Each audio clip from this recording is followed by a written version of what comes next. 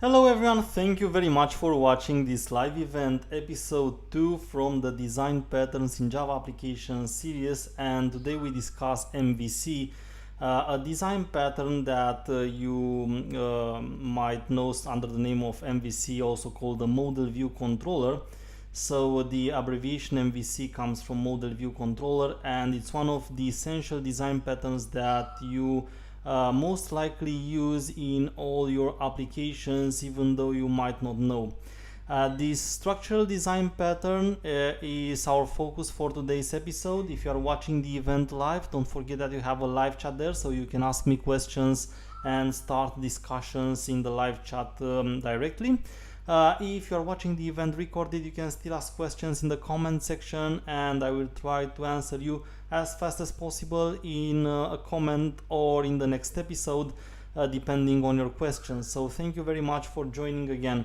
MVC, again, as I said, is an essential design pattern and the structural design pattern. You know from the first episode, first of all, that a design pattern is a solution, known solution for an accepted solution, accepted as being the best for a known design problem, and we classify the design patterns in behavioral, creational, and structural design patterns. And in episode 1 we discussed observer pattern, which is a behavioral design pattern. In this episode we discussed model view controller, which is a structural design pattern. So I think the first important notion you need to know is where this design pattern belongs in terms of the classification we made. And in terms of the classification, MVC, also known as model view controller, is part of the structural design pattern. So what does that mean? It simply means it is a design pattern that tells you how to structure your code in your application. So as you will see, this is a very simple design pattern. It's very easy to understand, and even if you might not likely theoretically know it before, you have used it. I'm very sure you've used this design pattern, even though you maybe up to now didn't theoretically learned it, because what does this design pattern actually tell you is to split the responsibilities in your application into at least these three major groups. One of them being called the model, the second one the view, and the third one the controller. Of course, the order is not relevant. So in your application you have these three major responsibilities, and always you will have classes, objects that will classify in one of these depending on what they do. Another important thing to mention is that you will sometimes have variations of this design pattern, as I will mention and I will demonstrate you today. For example, in some cases you don't necessarily have a view in your application, but that doesn't actually mean that you don't have MVC. It's just that in some cases we have to model the MVC according to how our application looks like. But whenever we think about implementing an application, the important thing you need to know is that you always have to focus on which is the part of the application out of these three in which a specific object you implement belongs to. So is it part of the model, the view, or the controller? And now let's of course figure out what are these responsibilities. So what is a class being part of the model? What does it have to do? What does an object that is part of the view has to do? And what is an object that is part of the controller's responsibilities? So the model, first of all, let's start with the model, is actually called a model because what an object that's part of this responsibility does is to model the information, so to structure the data the application processes. Or when I say processes, it means it changes it somehow but also displays it somehow. So the model part simply creates the structure of the data. This is why entities, for example, in case you work with a JPA implementation such as Hibernate in your Spring application. It belongs to the model, so it simply models data, and in that case maps data that is persisted into a database. The same happens with documents in case you don't use a relational database but you use a document NoSQL database such as MongoDB. Then you have the document classes, and the document classes are also part of the model. You have data transfer objects, DTOs. I'm sure you've heard about DTOs. If you haven't already, you will of course at some point hear about them, at least in some of my videos. The DTOs, the data transfer objects, they are objects that model the data, the information that is exchanged between two or more applications. So all of these objects whose responsibility is to define the structure of the data your application works with, they are part of the model. And you always need somehow to structure the data you work with, so you can't escape the model. And yeah, that's basically what the model does. So in terms of the responsibility in the application, it structures the data the applications work with. So say you have an application that manages products, you will have a class named product, which will tell you that the product has an ID, a name, a color, and a weight, or whatever the product has in your case, and that's model. Then the second responsibility, let's take the view. As the name suggests, the view responsibility displays somehow the data to the user. So in case of a desktop application, whatever is part of the frames, the panels, the buttons, the scroll bars, the components the user interacts with is part of the view. So the view's responsibility is to show the data and give the user an option to interact somehow with the app, usually through events. In case we discuss about a web application, then the view will be defined by the web pages that you implement in your app. So the web pages being what? Something that in the end will interact with the user, being that they will display data to the user and they will allow the user somehow to interact with your application, even though in case of a web app the interaction is a bit different because it's done through HTTP requests and responses. The web pages are still considered part of the view. So the model models the data, the view displays it. It is clear now that there is a relationship between the model classes and the view objects, the model objects and the view objects.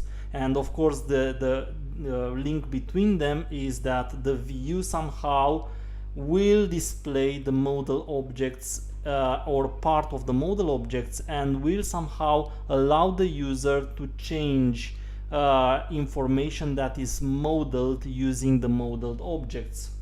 So where can I use this model is the question, where, as I've said, the model is basically the way in which you structure the data in your application. For example, you have a product, or you have an application managing products, then you will definitely have a product class. You might have a product class that simply models the information, or you might have an entity that helps you store the data in a database, or representing a document in case the database you use is a NoSQL document-based database.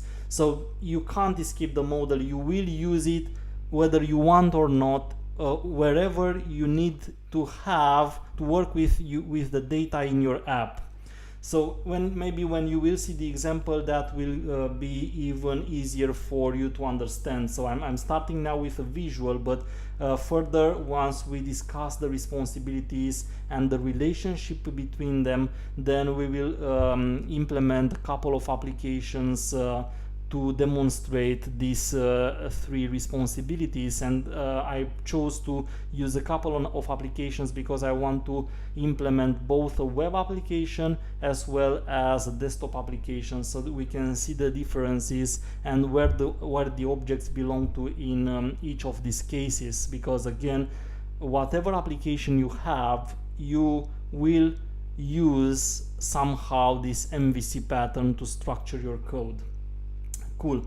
So the model structures the information, the view displays it, and gives somehow the user the opportunity to interact with the application.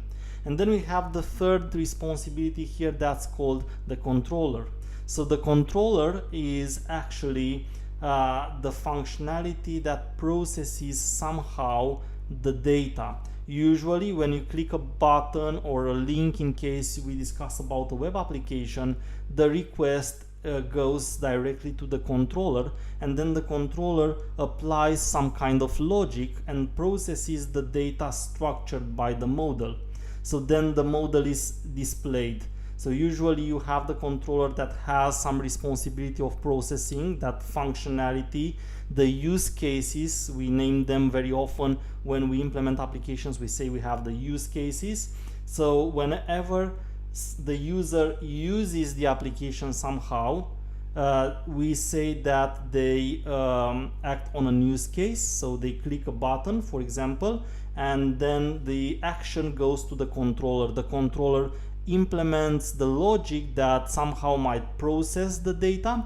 When I say process, it means that it might change the data, it might store the data, it might send the data to another application, it might encrypt the data, encode it somehow, so on and so forth. So there are a dozen of actions that the controller might do, so depending on what your application business logic is.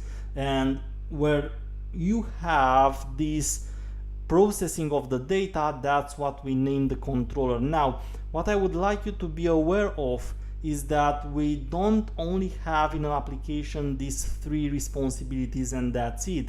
So they are the major groups of responsibilities that we, at some point when we implement our application, we also group into more fine-grained responsibilities, because if we would keep only these major categories of responsibilities, then our application would become difficult to manage. So whenever we have an application that becomes more complex, like a real-world scenario, you will prefer to group the fine-grained responsibilities of the model, view, and the controller into separate packages so that you can individually manage them.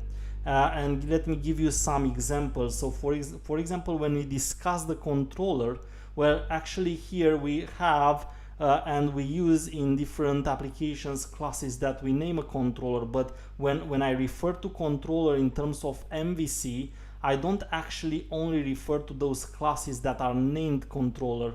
So I basically refer to all the classes whose responsibility is to process the data, and you will see that the controller is mainly formed by multiple or through multiple fine-grained responsibilities, such as the classes that we name the controllers in case we have a web application. And again, when I will start in immediately after this diagram, discussing this diagram, we will start on working in an example.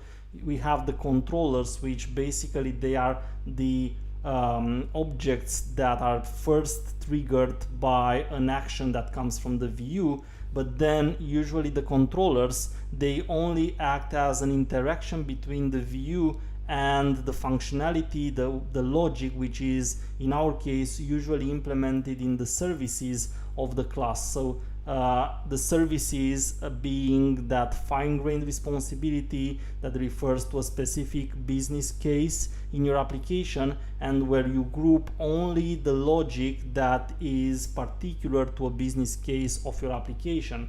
So, and both controllers and services, they are part of what in MVC we named the controller of the application, because the controller objects and the services objects, both types of objects, they act on processing the data. And then in some cases you use repositories. So repositories, which are the classes that are used to persist data or get persisted data from a database, for example, or from another kind or another way you have chosen in your app to persist the data.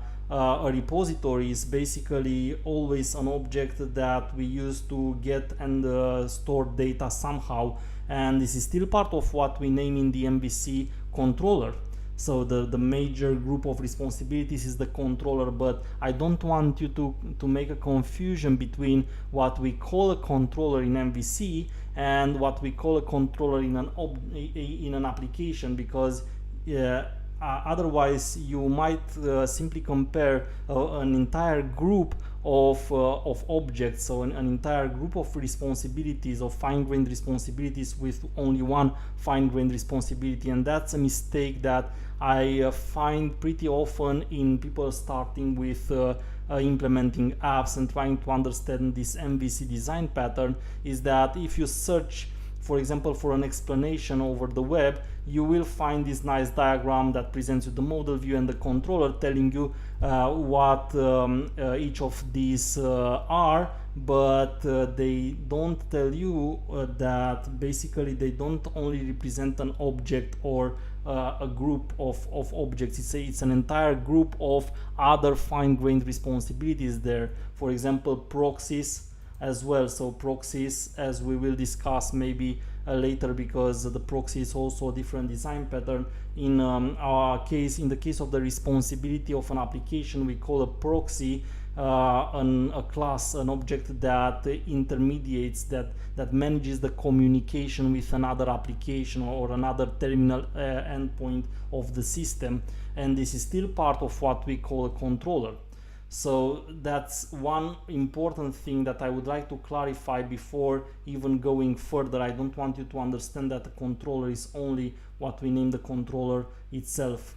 And I will repeat this while implementing, for example, a very simple web app, just to demonstrate these responsibilities.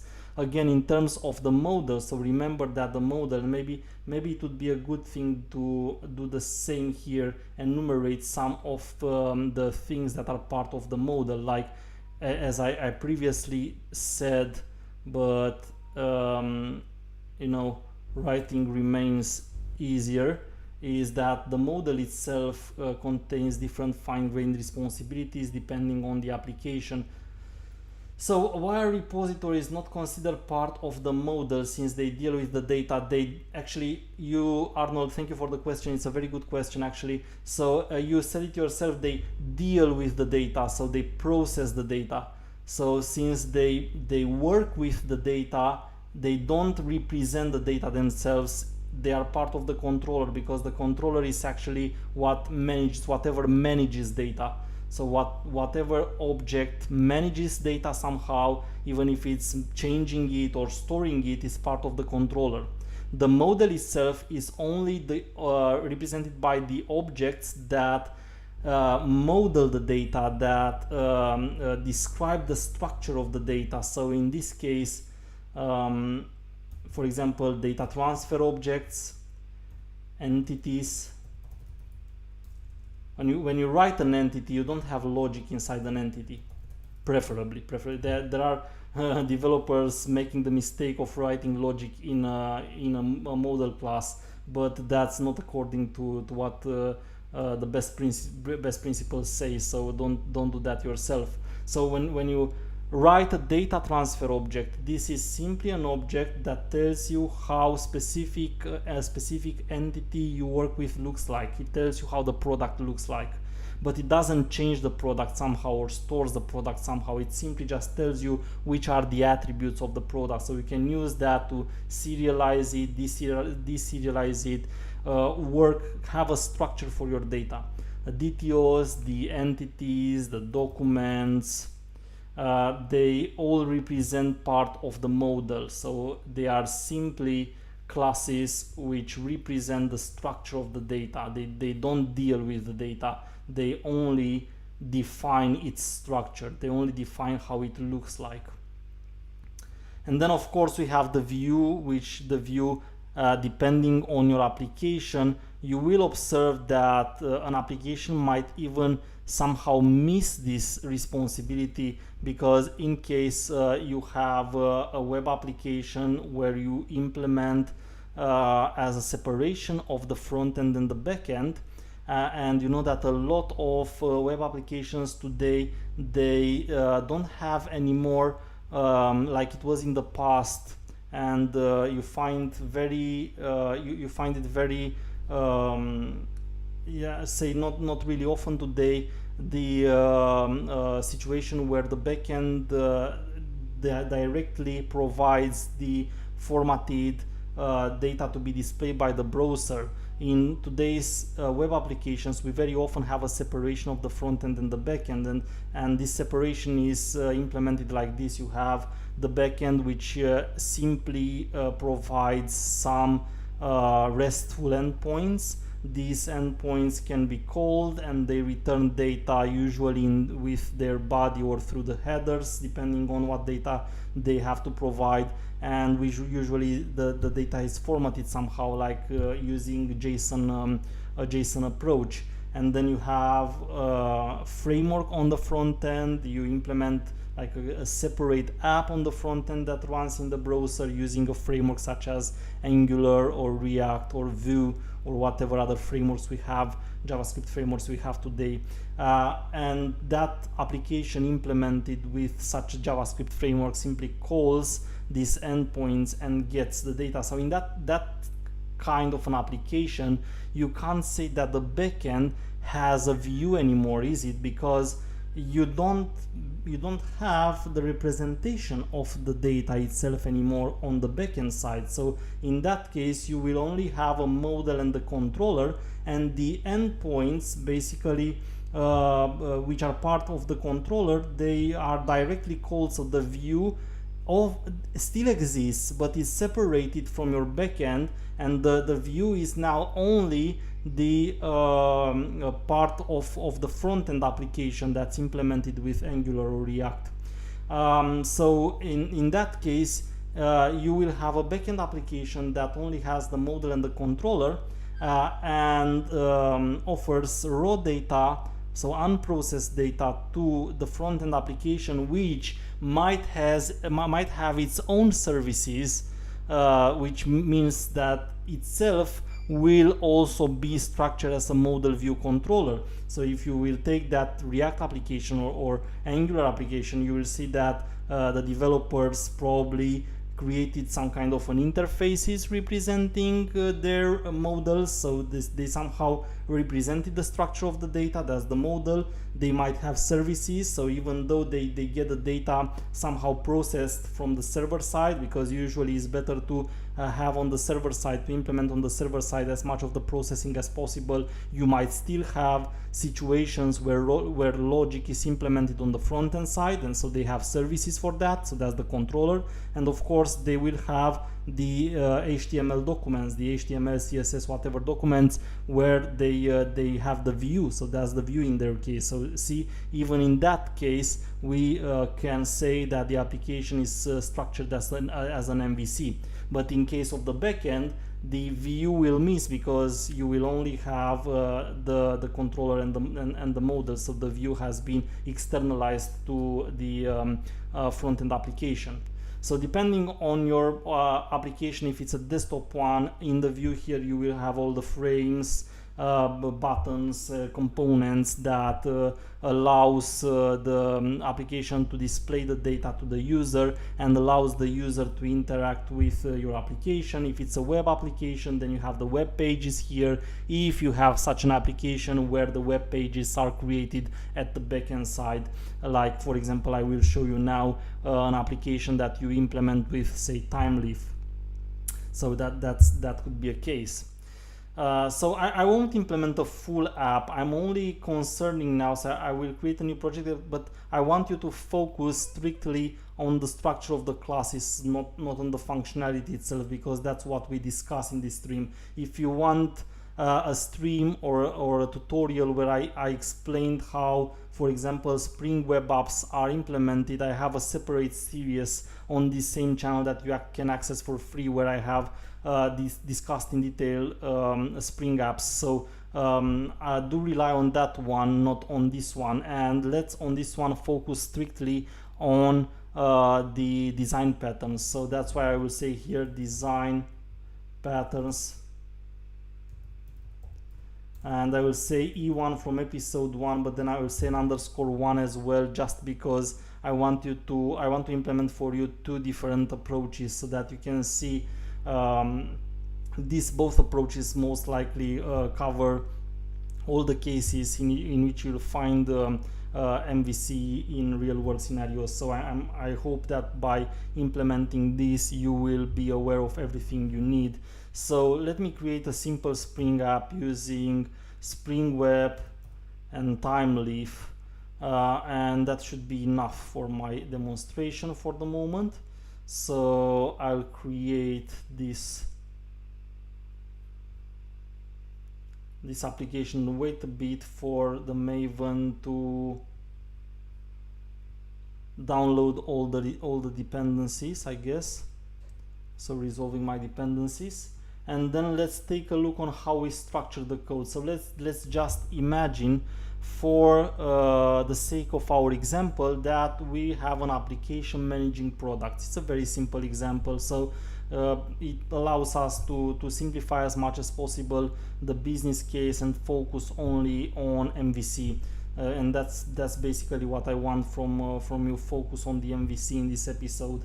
So you have an application that manages products, maybe stores them in a database. Let's assume it stores them in a database, even though to make it simpler I didn't add any database dependency here. Again, we are not focusing now on that.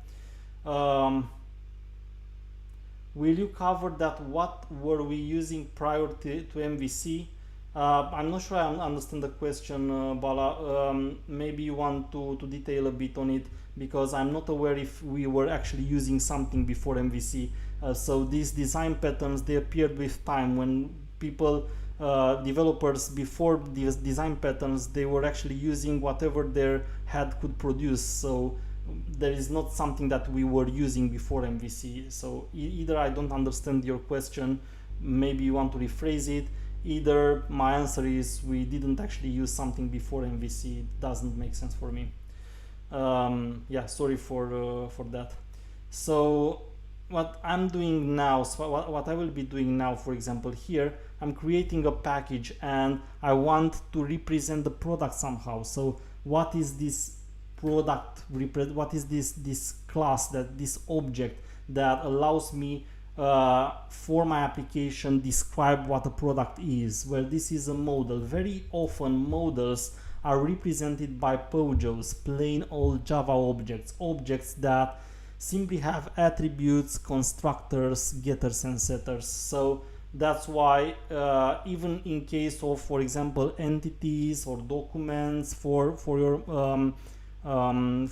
MongoDB implementation, if you have one, you still have some POJOs that are somehow annotated with specific annotations provided.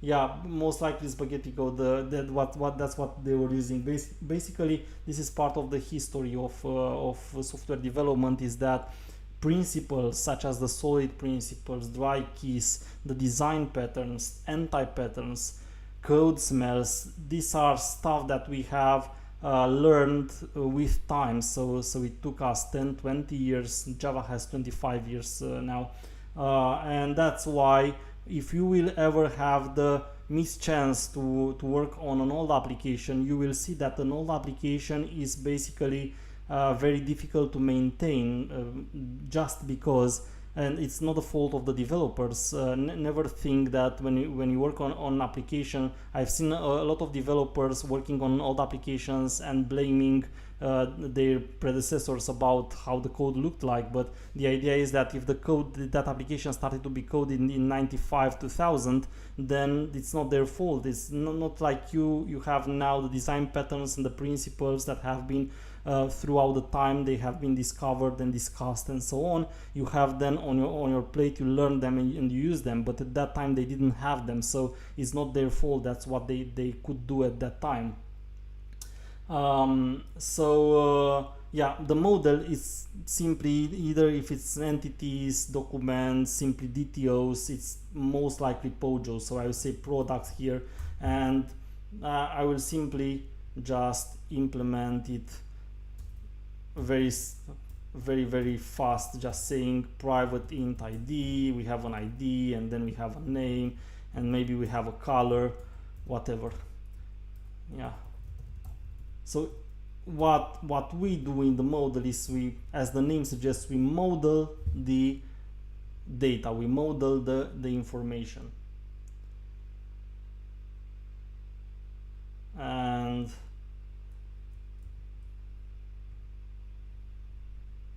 so will we study POJ? I might believe that I in the end comes from from interface, but I didn't plan to discuss contracts and interfaces in this stream, just because I consider that to be part of the very basic object-oriented programming, which you will find most likely in my Java Fundamentals course rather than this one. So I'm not actually teaching you neither interfaces and neither POJOs in this course. I'm teaching you design patterns. So yeah.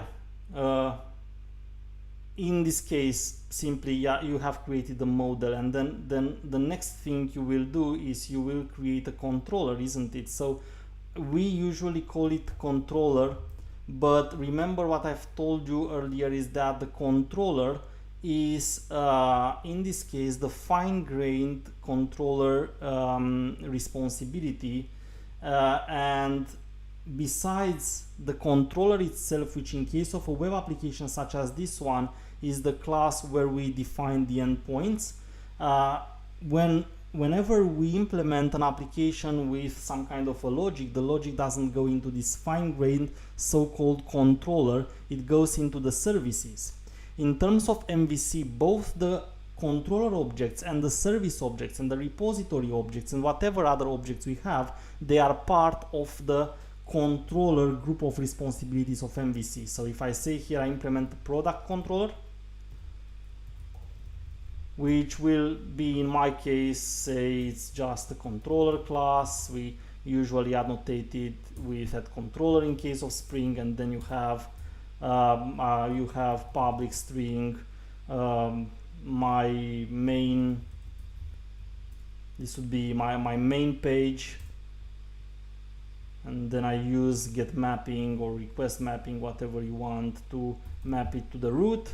And then what you have here, you have to be attentive, so you just return here in this case the name of the view. So that's where I will go now and explain from model view controller the general description of the design pattern, and I will now go into map this to what we call Spring MVC, because what I'm using now, whenever you implement a web app with Spring, either if it's a web app exposing RESTful services or if it's a web app that simply has some pages, what we use is what is called Spring MVC.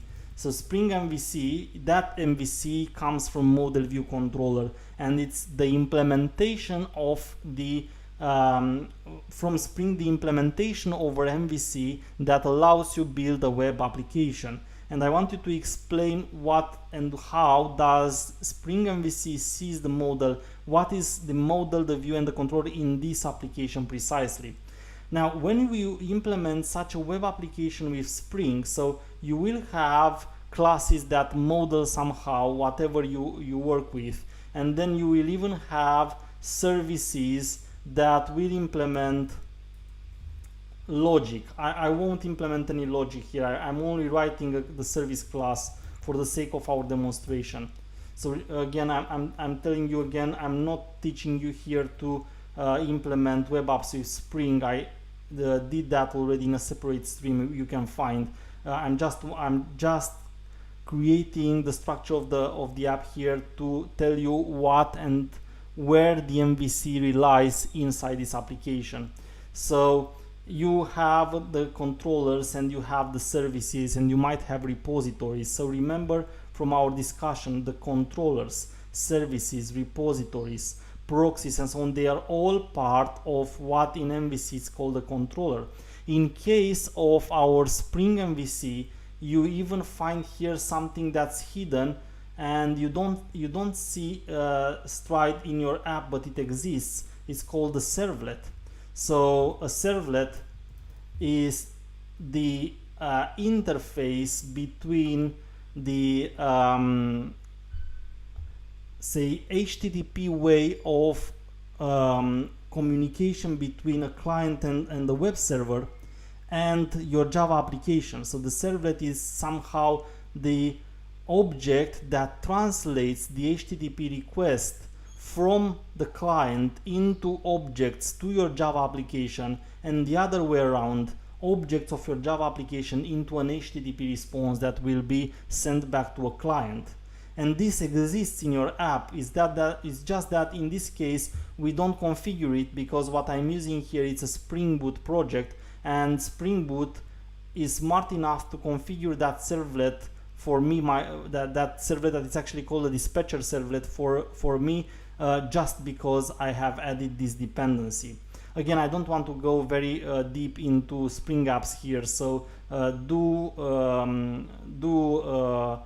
see my other stream about Spring fundamentals in case you want to learn more about Spring apps. But I'm trying here to map the MVC we discussed to the application itself.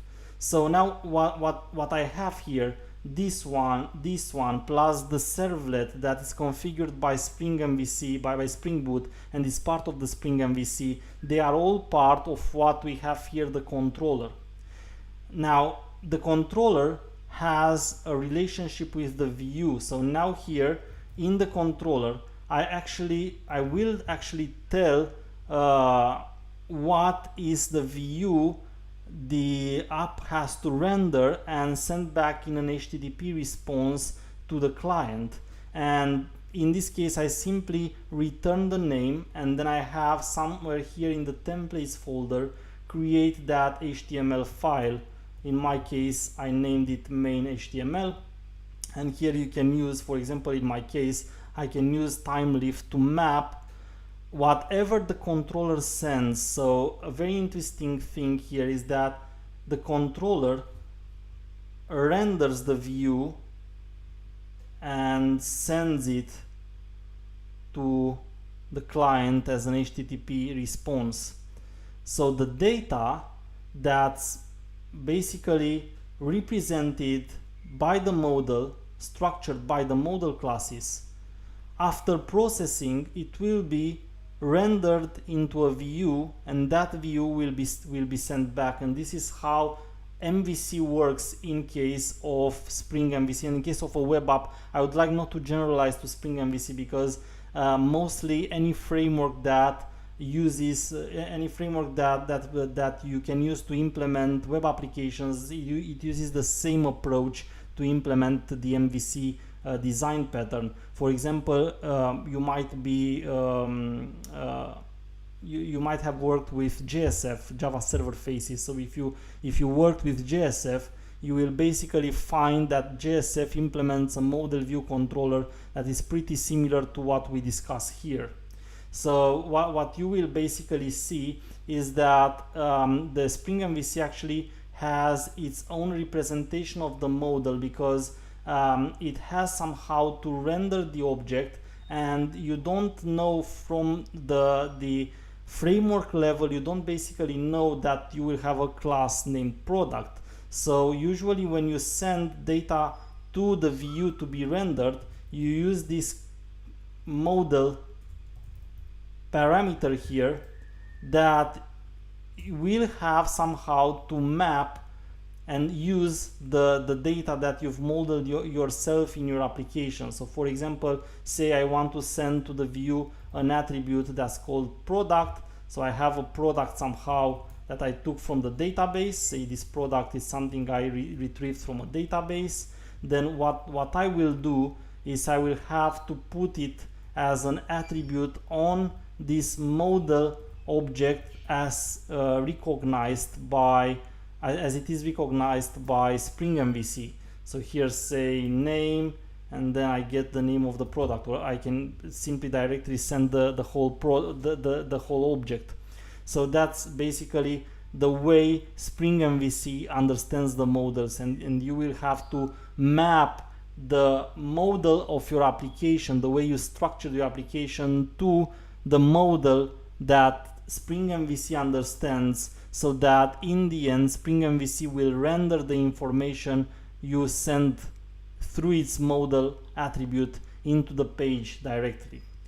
So that's basically how MVC is implemented in a web application and demonstrated with Spring MVC. Now you have here the view. Maybe I forgot to mention this. So main HTML, this is the view. This is where you now, using HTML and CSS, write whatever you want to be displayed to the user. And here is also where you will add links, forms, buttons, and so on, that the user will be able to click to interact with your app. So that's why the HTML pages in such an application, they represent the view. The view is rendered from the controller, but remember that in terms of MVC, it's not only this class that we consider the controller. The controller in MVC terminology is any object that processes, deals with data, as the controllers, the services, the repositories, the servlet that Spring MVC behind the scenes configured.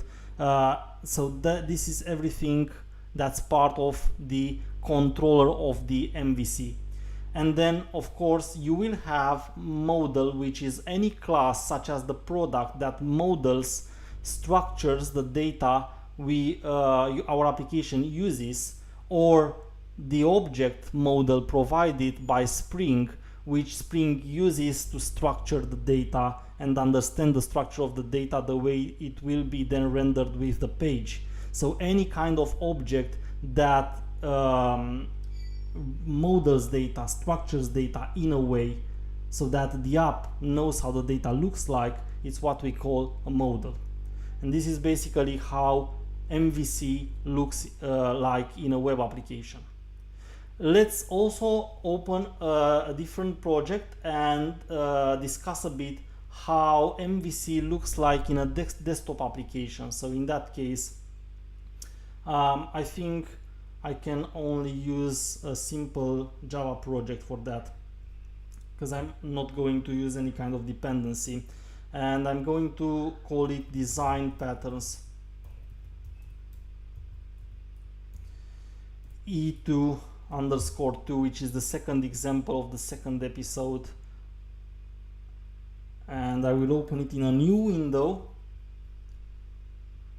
And in this application, which is a plain application, I will consider the same thing. We have a product and we have a desktop application using the product. So how does this look like? So basically you will find out that is pretty similar. We will need to somehow model the data, and we have the same responsibilities that structure the data that might represent the model. It can be JPA entities, data transfer objects, and so on and so forth. And you most likely will implement logic here, so that will be part of the services. And the services, remember, they are part of what we call the controller. So they are basically objects that process the data somehow. The functionality, the use cases is implemented in them. You can call the services directly from your graphical user interface, but in some cases you might want to decouple the services from the GUI using controller classes. So even in this case you might have controllers, and the controllers being somehow interfacing objects between your GUI and your services. And of course you will need to have definitely a view here, and in this case the view won't be anymore represented by web pages, because we are not anymore in a web application, but they will be represented by frames or whatever your application has. So let's actually try to write kind of a view that calls a controller. Say that we have again a product class, and in this case maybe you want to have a frame. And I have to be honest with you, I didn't write a desktop app for many years, so I think there are more than 5 years since I've written code like this, but I hope I will still remember how to do that. So let's say for the simplicity of our example that we use swing, which is part of the JDK, should be easy to implement, and you simply want to have some kind of a frame with a button. For our demonstration should be very easy, isn't it? So let's say that we implement this, and in the end you'll have to make it visible. And let's also set location relative to null. That's actually a good exercise for my memory. See if I really remember how to write this code anymore after so many years. So set size, let's give it some size, and let's say that we actually have,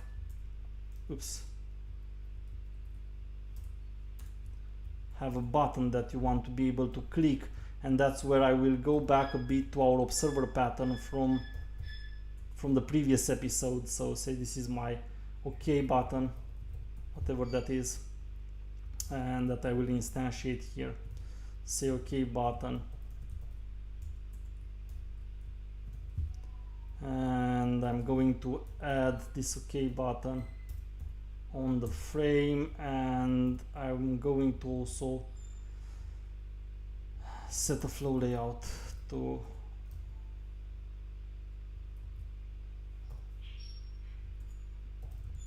I'm going to be very fast. I don't want to spend your time, so I'm just going to be very fast with this, just to make a demonstration of the relationship between the view and the controller. Because now I think if I'm creating a main class here, I'm actually public static void main, I should be able to open such a frame, isn't it? And for the sake of our example, set default close operation, it should be exit on close, otherwise the application would never close, isn't it? So if I'm basically starting the app now, let's see what happens. Okay, so I have my frame with an OK button, cool, and the application should quit when I'm quitting it. Okay, process finished. And now where's the relationship between the view and the controller? So basically you will have a class, let's say product controller in this case, and in the product controller then basically here is where you will have an action. So say the OK action representing what happens when you press on the OK button. And again, if you have any kind of data processing, it should go into a service class. So don't put everything in this controller class. The controller class, whether you choose to have it, then it's simply to be an interaction between the event produced by the view in the frame in this case and the logic. So if you have some logic, then that logic will go into the service class. I won't, for making our example simpler, because we are anyway going to be out of time soon, I'm not going to create a service anymore. But in case you have the logic that processes your data goes into a service class, not directly in the controller. Let's say that we simply display a dialog here. So let's make it center of the screen and write a message, blah blah blah. Okay, so that's a very simple one. And what you see here is that in the controller here, I'm actually communicating, I'm actually being able to use view code like this, but in some cases you would like to implement somehow the display of the data, somehow put it separately, and not mix the view with the controller. So don't take this as necessarily as a good example, because it depends on how your application is designed, if adding this J option pane here is a good thing or not. But now if you have seen the previous episode, then you know that when we use observer pattern, in observer pattern we have a subject and potentially multiple listeners. And in that episode I've shown you from scratch how to create your own design path, your own subject, your own listeners, put them together. But in many cases when you use observer pattern, you don't implement it from scratch, you simply use something that already exists. And in this case, this is a very good example that completes our discussion in the previous episode, where you've seen how to implement observer pattern. Any UI action is implemented as observer pattern. So in this case, for example, if I have to implement an action that happens when pressing the OK button, then you will say OK button add action listener. And you remember this listener concept. The listener concept is basically the observer object. We've said in the previous episode that you call it either listener or observer. And you also know that, let me do it like this for simplicity. I'm basically creating a new instance of product controller, and then I'm calling the OK action. And what happens here, this lambda expression, which is also something I demonstrated in the previous episode, a possibility to implement the interface that's defining the listener using a lambda expression. Of course, the alternative is creating a separate class for that and implementing the interface. In this case, the interface is actually named action listener. And another thing that you observe is this parameter that I called EV, which is the event. So the EV comes from event, is what we've seen in the previous episode as being the way in which the subject can send details to the listener. So how do the two objects communicate one to the other since they are decoupled? Well, the subject can send details at the event through the event parameter, where it can even send itself, which is something that happens here as well. So usually any kind of component in a desktop app through the event sends also itself, and you in the listener then have access to the component that generated the event. So that's this EV here. So you can see I've added now an action listener. So that means that any time an event will be triggered on the subject being the instance of the button in this case, the button will fire the event to the entire list, the entire collection it has of listeners. And another thing you observe in this case is that I'm adding it like this because I'm not expecting to remove the listener at any point. If you remember from our previous episode, it's very important that the subject not only has a way to add a listener, but you also have a way to remove the listener.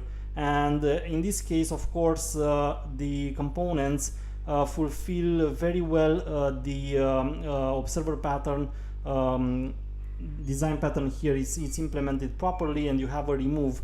But remember that if I edit it like this, then I basically cannot remove it unless I have a way to identify the listener, and since I don't have one here, then I can't remove it. And that's something you basically will see very often in desktop apps, simply because usually it's very often that you always stick with an action to a button, so you don't necessarily have a button whose actions change throughout the time. So that's why very often it's not a problem not removing the listener. You simply always have the same listener that's added on the subject, and that one doesn't change throughout the existence of the app.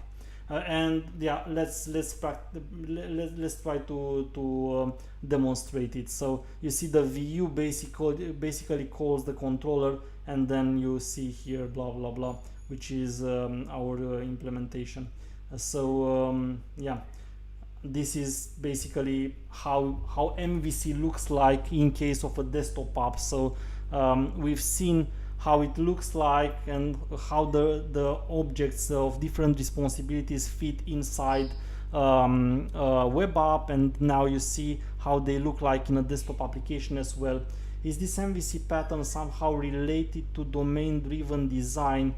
DDD is too confusing to understand. So let me take DDD in a separate, I will answer you very fast the question now, because well, the domain-driven design itself is a subject that it takes more than a couple of minutes to answer and to detail. Of course, that's why it's complex and it's confusing, because it's complex. But domain-driven design is an architectural way to define the boundaries of specific functionalities so that when you implement a system, you know where to put specific functionalities and where you implement interfaces between your services. I wouldn't make a comparison between MVC pattern and DDD, just because MVC pattern is a pattern related to the class design of an application, while domain-driven design is something we usually use to define more than only boundaries in one application. Also, in case of domain-driven design, is a way to define the business logic, basically the way the business entities you have, and how the boundaries of the business logic, where the boundaries of the business logic rely in an application, while in this case MVC only says you have model, whatever that is. We don't discuss about boundaries in the model here. It just says you have model, you have a controller which processes the data, and you have a view that displays the data. So there is no way to compare the two that I see here in a correct fashion. So let's keep them apart, and I will take DDD and explain it in a separate video, maybe in the stream I have about software architecture, because it fits quite well into that one. Cool. With that being said, it looks like we are almost out of time, and I think I actually made a great deal trying to explaining you what I planned to explain for the moment. So now we've already covered with this second episode the second design pattern, the model view controller, a very important one. So if you've seen the first and the second episode, you are already masters in observer pattern and MVC, and you should be able to understand how MVC fits in your applications. And most likely in the next episode we will continue with, because we had a behavioral design pattern and now we had a structural one. I think the best choice is to continue with a creational design pattern, and why not, let's discuss about builder in the next episode and see how you manually write your own builder, where you find builders in classes in JDK, which is something I often found in questions for technical interviews. And how to implement a builder using something as Lombok to simplify your life. So with that being said, thank you very much for watching this episode as well. I hope to see you in the next one and discuss builder together with you and its usages in real world examples. Have an excellent time for study further. Cheers.